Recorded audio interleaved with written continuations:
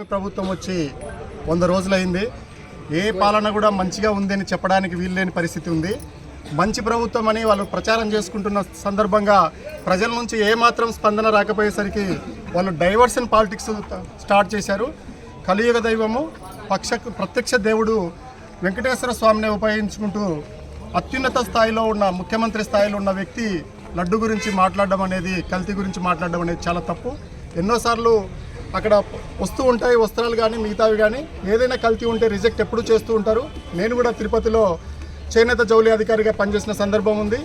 మాకు సంబంధించి కూడా ఈ వస్త్రాలకు సంబంధించిన వాటిలో కూడా నేను ఎన్నిసార్లు నాణ్యత లేకపోతే తిరస్కరించి వస్తూ ఉంటాం. అది రెగ్యులర్గా జరిగే పనే.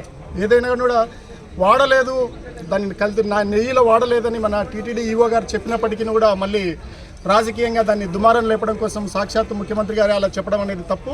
అంతేకాకుండా కేవలము ఇవన్నీ కూడా ఏదైతే ఫెయిల్యూర్ ఉందో, విఫలం అవుతున్నారో దాన్ని కప్పిపుచ్చుకోవడానికి, ప్రపంచవ్యాప్తంగా జనాల్ని డైవర్ట్ చేయడానికి సాక్షాత్తు ప్రత్యక్ష దైవము కలియుగ దైవమైన వెంకటేశ్వర స్వామిని ఉపయోగించుకోవడము రాజకీయంగా అది చాలా తప్పని నేను తెలియజేస్తూ ఉన్నాను.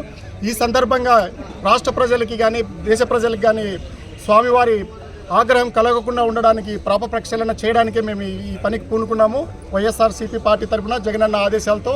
అంతేకాకుండా ఈ పాప ప్రక్షాళన అనే కార్యక్రమాన్ని తీసుకొచ్చిందే డిప్యూటీ ముఖ్యమంత్రి గారు అలా చేశారు.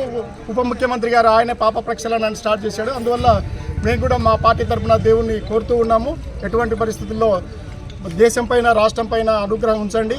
ఏ పొరపాట్లు జరిగినట్లుగా వాళ్ళు తెలియజేస్తున్నారు. అంతేకాకుండా అతి పవిత్రంగా భావిస్తున్న లడ్డు మీద రాజకీయాలు చేస్తున్నారు. దేవుణ్ణి ఎటువంటి పరిస్థితుల్లో రాజకీయాలు తీసుకురాకూడదు. కూటమి ప్రభుత్వం కులాలను దాటుకొని మతాన్ని ఉపయోగించుకుంటూ ఉంది. మతాన్ని పెద్ద ఎత్తున ఉపయోగించుకొని మాజీ ముఖ్యమంత్రి గారిని జగనన్నని తిరుమల రాకుండా కూడా అడ్డుకున్నారు. ఇదంతా కూడా దేశ ప్రజలు గమనిస్తూ ఉన్నారు. ఇవన్నీ కూడా మనం అందరం కూడా కలిసికట్టుగా అడ్డుకోవాలి. ఇట్లాంటి నిర్ణయాలను కూడా తప్పుపట్టాలి.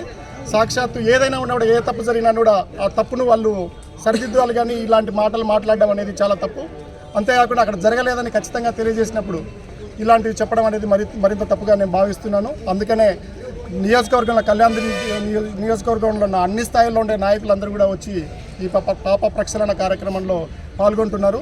దేవదేవుడి ఆశీస్సులు ఈ రాష్ట్రం మీద, దేశం మీద ఉండాలని నేను కోరుకుంటున్నాను.